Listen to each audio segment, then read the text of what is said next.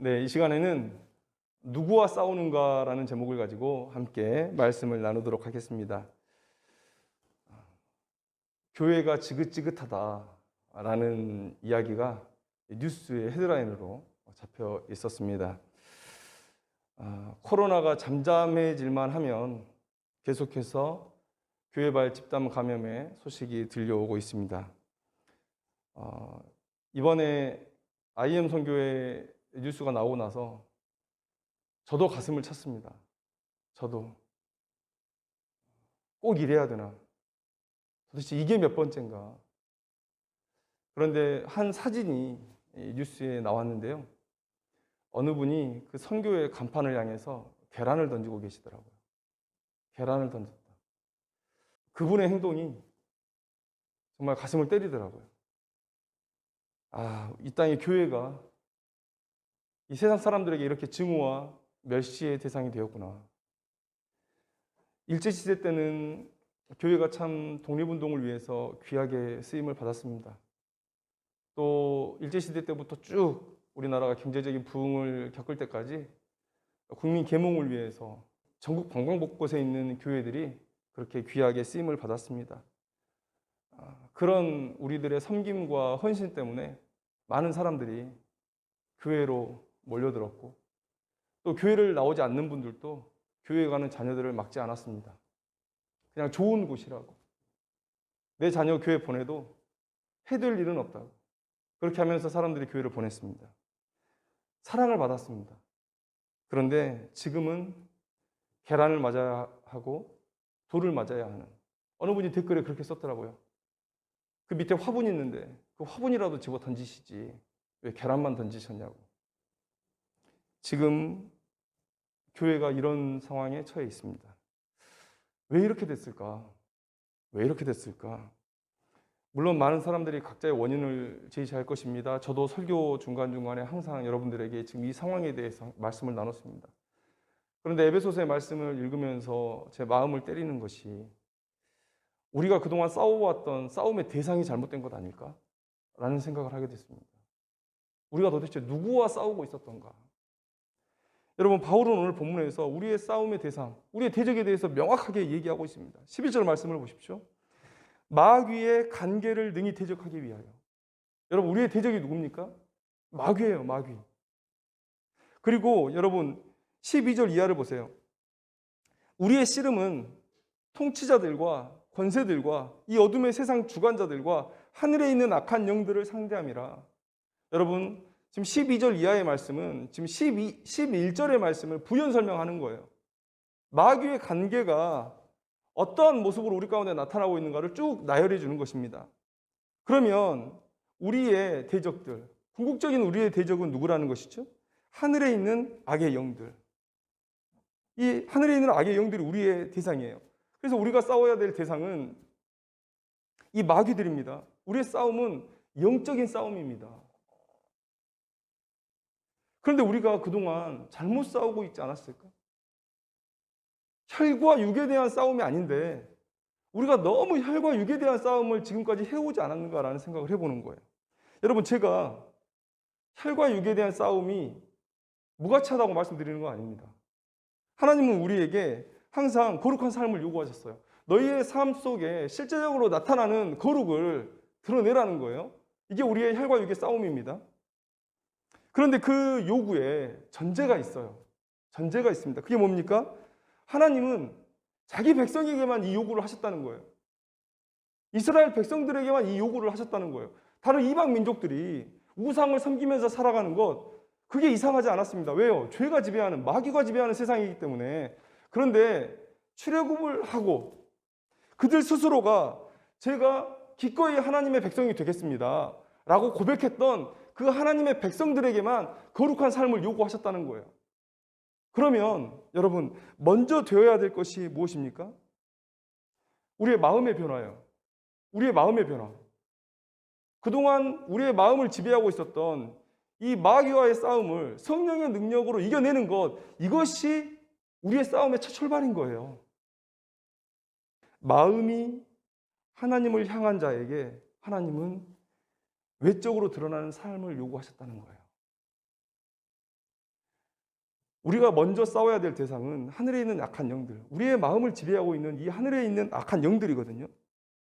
그래서 우리의 삶의 외적인 변화, 우리의 거룩한 삶은 이 마음의 변화, 이 내면의 변화에 따르는 자연스러운 결과라는 거예요.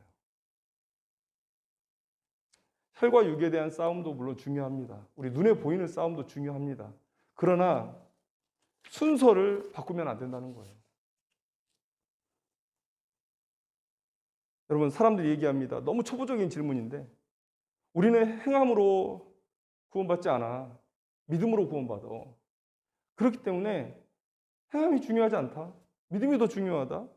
착하게 살면 좋은 거지만 착하게 못 살아도 뭐 어쩔 수 없어. 그러나 우리의 구원은 흔들리지 않아.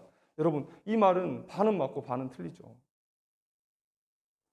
맞습니다. 우리의 구원은 믿음을 통해서만 가능합니다. 행함이 아니에요. 그러나 행함은 반드시 그 믿음의 뒤를 따르게 되어 있어요. 마음의 변화 그 다음을 따르게 되어 있다는 거예요. 그래서 사도 바울은 로마서 6장 2절 말씀에 신자에 대해서 말하기를 죄에 대해서 죽은 자다 이렇게 얘기하고 있어요. 죄에 대해서 죽은 자라. 구원받은 자들은 죄악된 악의 모습이 아니라 하나님의 뜻을 따르는 선한 삶이 당연히 나타나야 된다고 사도 바울이 얘기하고 있는 거예요. 로마서 6장 6절 말씀에 우리가 알거니와 우리의 옛사람이 예수와 함께 십자가에 못 박힌 것은 죄의 몸이 죽어 다시는 우리가 죄에게 종노릇하지 아니하려 함이니. 여러분, 바울은 우리가 믿음으로 구원받았으니까 행함이 필요 없다라고 말하지 않았습니다. 우리는 결코 행함으로 구원받지 않지만 그러나 구원받는 자의 삶은 절대 행함을 놓치지 않는다. 이게 사도 바울의 가르침이에요. 이게 우리의 구원이에요. 마치 착한 아이가 한 번도 가보지 못한 초행길을 부모님을 뒤따라갈 때 그 뒤에서 떨어지지 않으려고 열심히 쫓아가는 그런 모습 생각하시면 돼요. 믿음이 우리의 구원을 이끌어서 가지만 그러나 그 꼬마가 그 부모를 따라가듯이 우리의 행위의 삶은 가끔 다른 곳을 바라볼 수 있어요. 신기한 게 나타나서 한눈 팔다가 어머니가 저기 멀리 계시네? 막 뛰어가요. 여러분, 우리가 거룩한 삶을 살아갈 때 절뚝절뚝 거릴 수 있습니다. 한눈 팔 수 있습니다. 그러나 우리가 정상적인 신자라면 그 부모를 따라가기 위해서 전력질주하면서 따라가는 거예요. 힘들어도 따라가는 거예요. 이게 신자의 삶입니다. 우리의 선한 행위는 하나님의 인도하심으로 변해가는 마음을 따라간다라는 거예요. 여러분, 순서가 안에서 바깥으로, 내면에서 외양으로, 마음에서 행함으로 나아가는 거예요. 여러분, 이 순서가 뒤집어질 수 없습니다. 행동의 변화가 마음의 변화를 이끌어낼 수 없어요. 우리의 구원은 선행의 시합이 아닙니다. 우리의 구원은 종교적인 열심의 경주가 아니에요. 우리의 구원은 하나님의 예정하심을 따라 성령께서 우리 안에 역사하시는 겁니다. 그 성령 하나님께서 우리의 마음을 변화시키셔서 우리로 하여금 구원자 예수 그리스도를 영접하게 하세요. 우리의 마음에 영접하게 하세요. 그래서 우리의 삶에 선한 행위를 창조해 내시는 거예요. 여러분, 그 선한 일이 뭡니까? 우리를 죄에 대해서 죽은 자가 되게 하시고 의에 대해서 산 자가 되게 하셔서 하나님의 뜻을 따라서 거룩한 하나님의 백성으로 살아가게 하는 것, 이게 우리 안에 나타나는 성령 하나님께서 이루시는 선한 일이라는 거예요. 곧 마음이 변화되어서 행동으로 나아간다, 이거예요. 그런데 만약 마음의 변화가 없이 우리에게 행함만 있다면, 마음의 변화 없이 우리에게 행함만 있었다면, 여러분, 그것은 뭡니까? 그걸 외식이라고 그래요. 그걸 하나님 앞에 가증한 짓이라고 한다고요. 이사야를 통해서 하나님께서 말씀하십니다. 이사야서 1장 11절에서 13절의 말씀. 여호와께서 말씀하시되 너희의 무수한 재물이 내게 무엇이 유익하뇨? 나는 순양의 번제와 살찐 짐승의 기름에 배불렀고 나는 수송아지나 어린 양이나 순염소의 피를 기뻐하지 아니하노라. 너희가 내 앞에 보이러 오니 이것을 누가 너희에게 요구하였느냐? 내 마당만 밟을 뿐이니라. 헛된 재물을 다시 가져오지 말라. 분향은 내게 가증히 여기는 바요 월삭과 안식일과 대회로 모이는 것도 그러하니 성회와 아울러 악을 행하는 것을 내가 견디지 못하겠노라. 여러분, 얼마나 열심입니까? 얼마나 외양이 열심히 해요? 여러분, 제사를 위해서 수없이 많은 짐승을 하나님 앞에 드리는 일이 쉬운 일입니까? 하나님을 모르는 사람일수록 오히려 돈을 쫓아가기 마련이죠. 그런데 그 돈을 쫓아가는 인생들, 그 인생들이 하나님 앞에 와서 자기 돈을 들여서 재물을 사서 하나님 앞에 열심히 바친다는 거예요. 여러분, 이거 쉬운 일 아니잖아요. 또 여러분, 달에 한 번, 또 일주일에 한 번 큰 대회로 모이는 일, 여러분, 이게 쉬운 일입니까? 쉬운 일 아니죠, 여러분. 정말 종교적인 열심이 대단하잖아요. 그런데 이렇게 열심히 종교 생활을 하고 있어요. 이렇게 외양이 누가 봐도 야, 제대로 하나님 섬기는 사람이구나 라는 말을 들을 것 같아요. 그런데 하나님께서 뭐라고 얘기하십니까? 너희들의 행위가 마음이 따라가지 않기 때문에 내게 가증하다. 내게 가증하다라고 말씀하세요. 여러분, 왜 이들이 이런 행동을 할까요? 왜 이렇게 종교적인 열심을 보인다고 생각하세요? 그들의 그 행위 속에서 마음이 따라가지 않는, 하나님을 섬기겠다는 그 마음을 따라가지 않는 그들의 행위, 그들의 행위는 다른 우상 숭배하는 마음과 다를 바가 없습니다. 그냥 자기들이 복을 받기 위해서 하나님께 나오는 거예요. 하나님과 거래를 하는 거예요. 내가 이만큼 드렸으니까 하나님께서는 내게 뻥튀기 해주시겠지. 내가 이삭이 받았던 100배의 복은 내가 바라지 않지만 그러나 최소한 2배 뛰기는 하나님께서 해주지 않으실까? 다른 우상 숭배와 다를 바 없는 마음이잖아요. 마음이 따라가지 않는 이런 종교적인 외적인 행위는 가식이에요. 그래서 하나님께서 가증히 여기신다고 말씀하세요. 그 행위 속에서 하나님은 모욕을 당하는 거예요. 왜요? 하나님께서 온 세상을 창조하시고 이 세상의 유일한 신이신 그 하나님께서 지금 다른 우상들과 다를 바 없는 대접을 받고 계시는 거예요. 얼마나 하나님께서 진노하실까? 분노하실까? 마음이 따라가지 않는 우리의 종교 행위, 이것은 가식이에요. 가증한 거예요. 하나님의 진노만 쌓는 거예요. 예수님께서 바리새인들과 서기관들에게 하시는 말씀을 들어보십시오. 마태복음 23장 23절 26절 말씀에 화 있을진저 외식하는 서기관들과 바리새인들이여, 너희가 박하와 회향과 근체의 11조는 드리되 율법에 더 중요한 바 정의와 긍휼과 믿음은 버렸도다. 여러분, 박하, 회향, 근체, 여러분 이거 대단한 재물 아닙니다. 이스라엘 땅에서 많이 볼 수 있는 그런 풀들이에요. 이 말은 무슨 얘기입니까? 더 중요한 바, 이 표현에서 우리가 알 수 있어요. 야, 그런 작은 것까지도 너희들이 계산해서 11조를 드릴 정도인데 더 큰 것들은 얼마나 더 정확하게 11조를 드렸겠느냐라는 거죠. 그런데 그들이 이렇게 열심을 보였다는 거예요. 이런 내 삶에, 여러분, 우리가 항상 하나님 앞에 11조를 떼어놓을 때 어느 분은 기본급의 11조만 드리면 되는 거 아니야? 뭐 이것까지? 이렇게 예상 외에 갑자기 이렇게 수입이 생길 때 그거는 뭐 그냥 잊고 넘어가는 경우가 많아요. 근데 오늘 바리새인과 서기관들은 어쨌다고 얘기합니까? 어떻게 했다고 얘기해요? 그 작은 것들까지도 10분의 1을 나눠서 하나님 앞에 드릴 수 있을 정도로 종교적인 열심을 보였다고 해요. 쉬운 일이 아니에요. 칭찬받아야 될 일이에요. 그런데 왜 책망을 받습니까? 왜 예수님의 저주를 받습니까? 왜요? 정작 드려야 할 것을 드리지 않은 거예요. 바로 정의, 긍휼, 믿음을 드리지 않은 거예요. 하나님은 마음을 원하세요. 마음이 변하면 우리의 행동이 따라와요.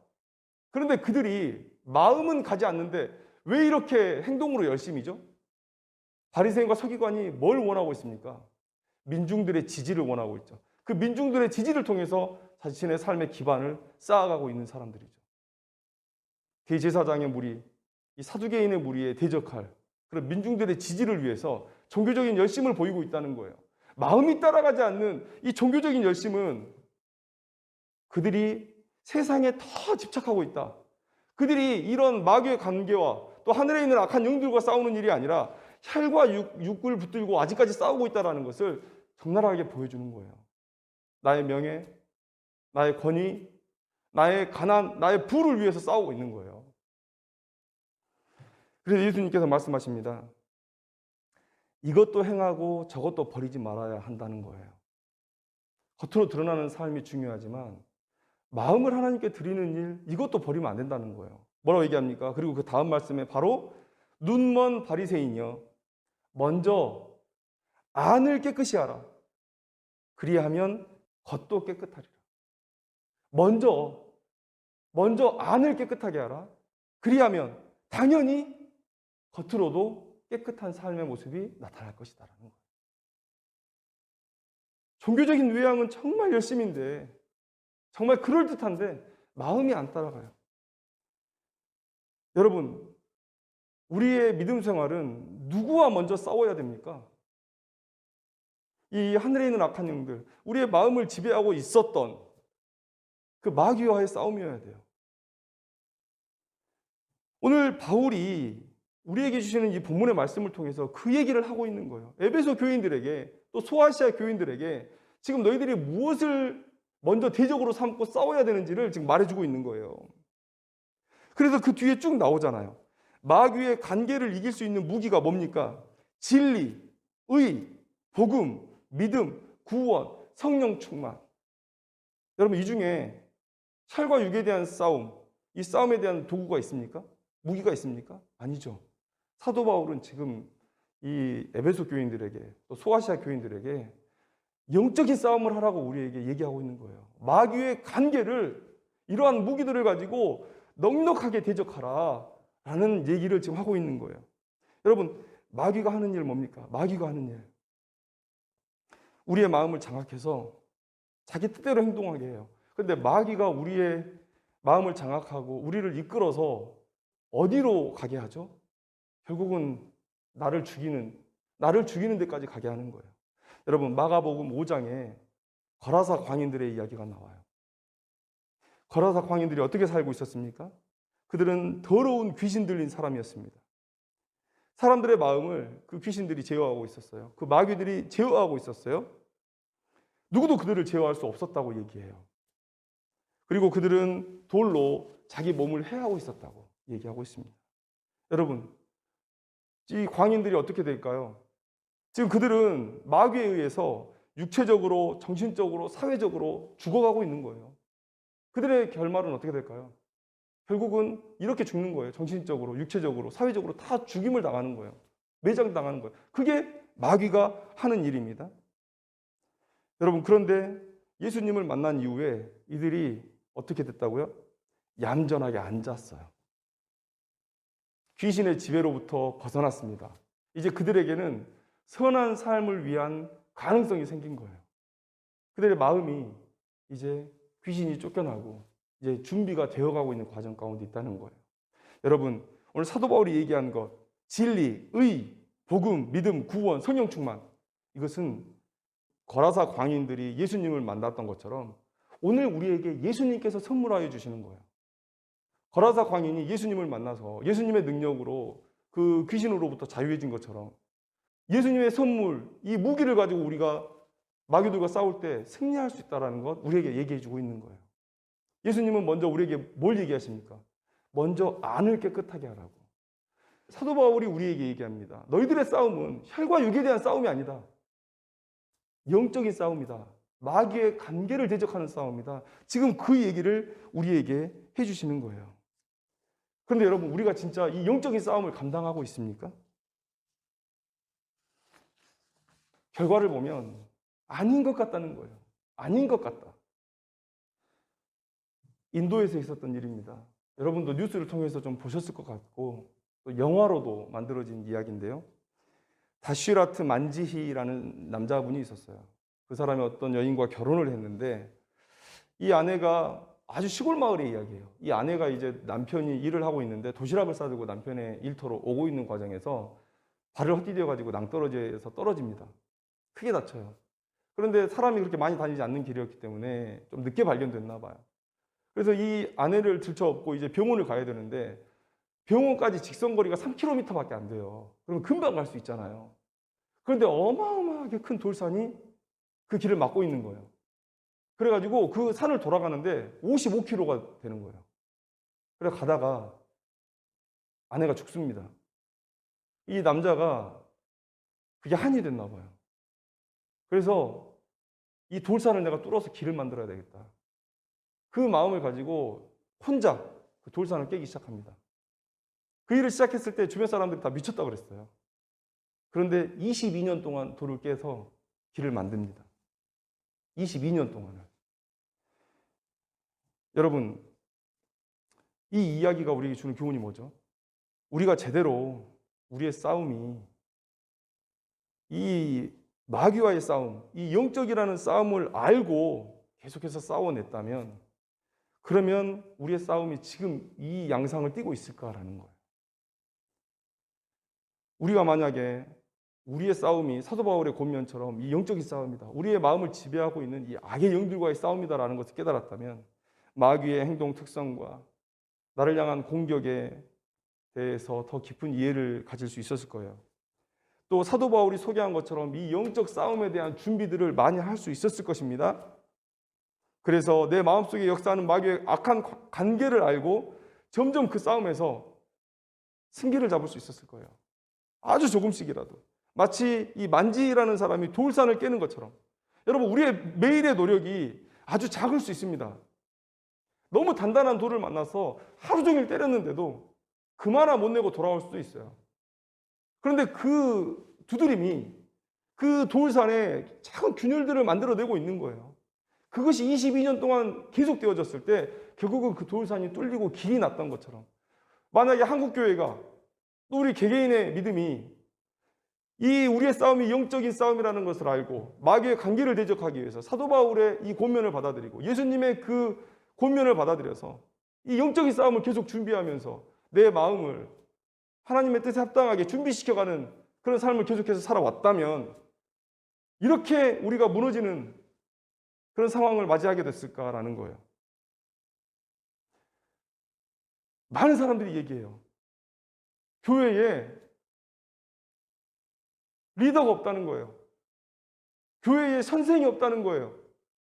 교회에 멘토가 없다는 거예요. 어찌 그렇게 대접받을 자리에 올라가면 다 그렇게 하나같이 넘어지는지. 그래서 우스갯소리로 얘기합니다. 하나님이 안 계시다면 그 가장 정확한 증거는 목사들이라고. 날마다 성경 보고, 날마다 기도하고, 날마다 예배 준비하고, 예배 드리고, 이런 사람들이 가장 더러운 짓을 하고 있으면 하나님 안 계신 거 아니에요? 우리가 도대체 누구와 싸우고 있었던 겁니까? 우리의 이 영적인 싸움이 바른 대상을 향해서 계속되어졌더라면 분명 우리는 더 능력 있는 싸움을 지금 감당하고 있을 거예요. 지금보다 더 나은 결과물들을 만들어낼 수 있을 거예요. 그런데 한국교회는 왜 점점 퇴보합니까? 이 코로나 때 갑자기 무너진 거예요? 아니죠. 그 정체가 드러난 거예요. 그 정체가 드러난 거예요. 여러분, 한번 우리가 생각해 봅시다. 왜 마귀의 관계는 우리의 삶에 더 위력을 떨치고 있을까요? 우리가 말했던 이 믿음의 훈련은 왜 이 싸움에서 이토록 무력할까요? 그것은 우리가 잘못된 대상과 싸우고 있기 때문이 아니었을까? 우리 안에 하나님의 뜻, 하나님의 사명보다 더 중요한 게 있지 않았을까? 여러분, 한국교회는 아직 이 기복신앙에서 자유롭지 못해요. 아니, 아직도 꽁꽁 묵혀 있습니다. 여러분, 하나님만이 우리에게 복을 주시고, 그래서 우리가 하나님께 복을 간구한다 라는 이 기본적인 전제는 옳습니다. 그런데 그 복을 구하는 우리의 방법이 잘못되었어요. 우리들이 너무 쉽게 하는 실수입니다. 인간의 종교심 안에 있는 비성경적인 이 원초적인 복음신앙, 여러분, 모든 종교에 다 있잖아요. 왜 그 사람들이 있지도 않은 신을 만들어냈습니까? 복 빌라고 만들어낸 거예요. 인간의 본성 안에 이 비성경적인 기복신앙이 자리 잡고 있는 거예요. 근데 그런 사람들의 삶의 특징이 뭐냐? 내면보다 외적인 것에 더 치중합니다. 외적인 것에 더 치중해요. 그게 세상이 가진 많은 기복신앙의 모습이에요. 뭔가 정한수라도 떠놓고 계속해서 날새고라도 빌어야 돼요. 더 많이 바쳐야 돼요. 나를 더 많이 해를 입게 만들어야 돼요. 그래서 신을 설득해야 돼요. 마음보다 먼저 외적인 열심으로 달려갑니다. 여러분, 말씀을 연구하고 또 기도 모임으로 함께하고 예수님의 제자로서 살기 위한 실제적인 제자 훈련을 받고 있음에도 불구하고 왜 그렇게 좋은 훈련의 과정들이 우리의 삶의 변화를 이끌어내지 못하고 있을까? 교회의 변화를, 세상의 변화를 이끌어내지 못하고 있을까? 여러분, 그렇게 훈련받는 사람들이 그 훈련의 유익을 내 마음에 있는 악과 싸우는 것에 사용하지 않기 때문입니다.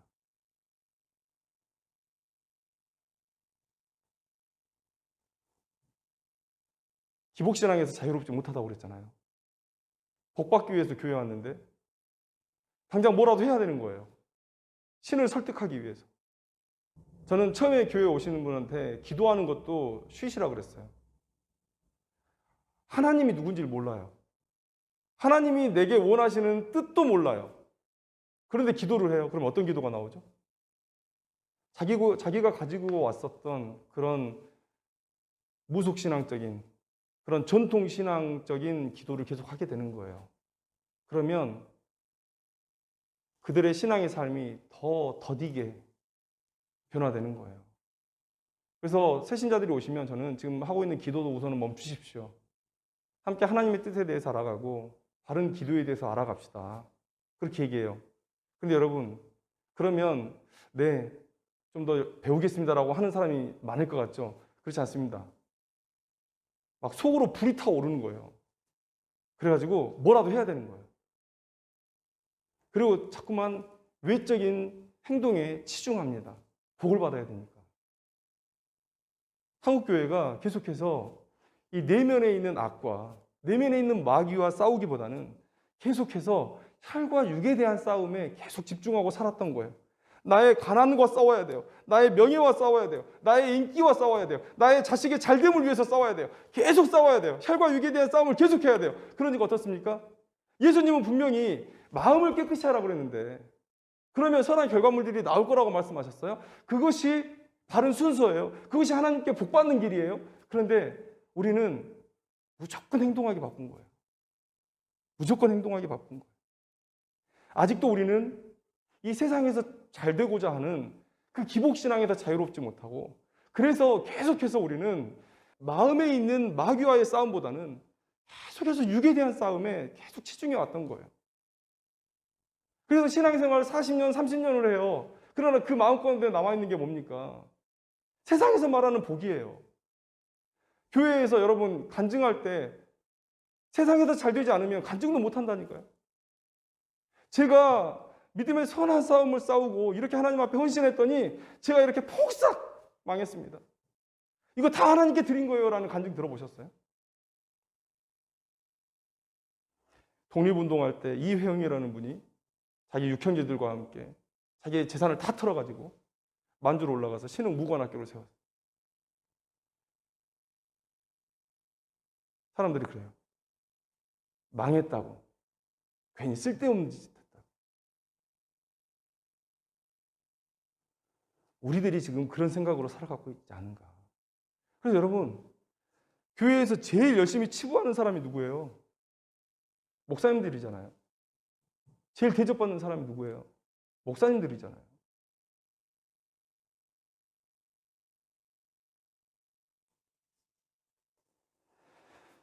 우리가 은혜를 받았을 때 먼저 행동하기보다는 먼저 우리의 마음을 변화시키는 일에 힘을 써야 됩니다. 우리의 마음에는 여전히 악한 영들이 자리할 수 있어요. 우리가 구원받은 이후에도 우리 마음 가운데 여전히 악한 영들이 자리할 수 있습니다.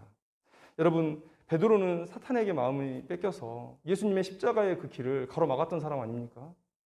예수님은 우리에게 말씀하잖아요. 한 귀신이 나갔다가 7 귀신이 들어올 수 있다고 말하고 있잖아요.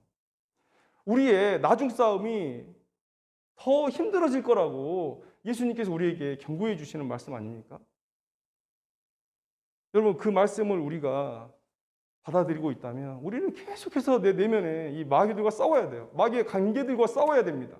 내 마음에 자꾸만 솟아나는 그런 혈과 육에 대한 싸움을 계속하려는 이 욕심을 계속해서 물리쳐야 돼요. 여러분, 기도 중에 깨달음이 있을 때, 말씀을 읽고 듣고 은혜가 있을 때, 찬송 중에 감동할 때, 여러분, 우리가 당장 달려나가서 어떤 행동을 하기 전에 그 은혜가 내 마음을 변화시킬 그런 시간들이 필요하다고요. 여러분, 왜 우리가 지금 예배를 멈춰야 됩니까? 이 코로나의 시국 속에서 왜 우리가 예배를 멈춰야 되죠? 여러분, 예배를 굳이 드려야 되겠다고. 대면 예배를 드려야 되겠다. 우리 모여서 드려야 되겠다. 수백 명, 수천 명이 모여서 예배를 드려야 되겠다. 여러분, 그것이 우리의 믿음을 지키는 일이라고 말씀하시는 분에게 제가 묻고 싶어요. 고린도전서 9장 21절에 말하는 바울의 말. 율법 없는 자를 얻기 위해서 난 기꺼이 율법 없는 자가 되겠다. 여러분, 바울에게 율법이 그렇게 쉽게 무시될 수 있는 것입니까? 그러나 바울도 율법 없는 자를 얻기 위해서는 율법 없는 자가 되겠다고 얘기해요. 그게 예수님의 복음의 정신이기 때문에. 그런데 지금 굳이 그렇게 대면의 예배를 드려야 되는지, 그걸 묻고 싶은 거예요. 여러분, IM 선교회가 선교회입니까?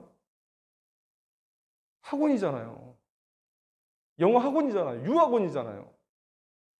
제가 예전에 교회 음악 할 때, 지금은 교회 음악 하시는 분들이 정말 실력 있는 분들이 많아요. 근데 예전에 교회 음악 할 때는요, 다 뭐라 그랬냐면, 세상 음악 할 수 있는 실력 안 되는 사람들이 교회 음악 한다 그랬어요. 지금 딱 그 꼴 아닙니까?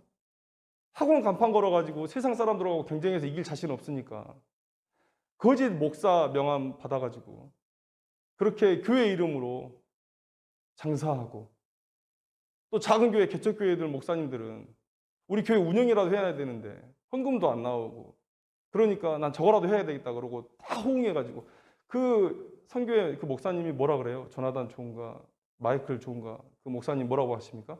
코로나가 대박이라는 거예요. 코로나가 대박. 왜요? 문 닫는 교회들 많고 경제적인 어려움 겪는 교회들 많으니까 그런 사람들 꼬셔내기 쉽다는 거예요. 여러분, 그게 목사로서, 선교사로서 직함을 걸고 할 수 있는 얘기냐, 그런 거예요. 제가. 우리는 은혜를 받는 즉시 너무 쉽게 마음을 건너뛰고 행동으로 나갑니다. 정말 우리의 마음을 다스리고 우리를 악하게 만드는 것은 우리의 마음 가운데 있는 마귀인데, 이 마귀와의 싸움을 건너뛰고 행동만 자꾸 하려고 그래요. 그러니까 하나님께서 얘기하시는 거예요. 야, 얘들아, 그거 외식이다. 그거 가증하다. 그거 너희들이 아직도 기복신앙, 이 세상의 것들을 더 받기 위해서 나를 조르는 그 기복신앙, 그것을 내려놓지 못한 증거가 아니냐. 자꾸 하나님께서 그렇게 얘기하시는데 우리는 아니라는 거예요. 그리고 그 아닌 것들을 자꾸만 성도들에게 가르치는 거예요. 그래서 우리가 22년이면 돌산도 깨는데 혼자 이 땅에 복음이 전해진 지가 100년이에요. 물론 다른 나라들에 비해서 적을 수 있습니다. 그러나 여러분, 우리나라가 뜨겁게 불타올랐던 적이 있잖아요. 하나님이 역사하시면 10년만 해도 평양 대부흥이 일어나잖아요. 근데 그 이후에 우리 한국교회가 어떤 모습을 가지고 지금까지 흘러왔냐는 거예요. 계속 뒷걸음질 친 거 아닙니까? 계속 뒷걸음질 친 거 아닙니까? 이런 말을 어느 분들이 말을 전하면 어떻게 될지 모르겠지만 저는 오히려 한국교회의 이 코로나 사태는 정말 감사한 기회가 아닌가 싶습니다. 이 코로나 사태를 통해서 한국교회가 얼마나 이기적이었는지, 얼마나 사랑이 없었는지, 얼마나 예수 그리스도의 그 복음의 정신을 거절하고 살아왔는지, 얼마나 하나님의 뜻과 멀리 지금 있는지 그게 적나라하게 드러났다고 생각해요.